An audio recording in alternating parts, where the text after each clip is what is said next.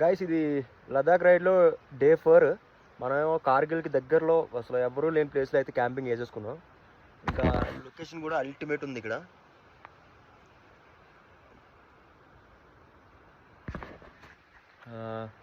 ఇప్పుడు మనం వచ్చేసి కార్గిల్ నుండి లే వెళ్తున్నాం అన్నమాట ఈ రోజుకి.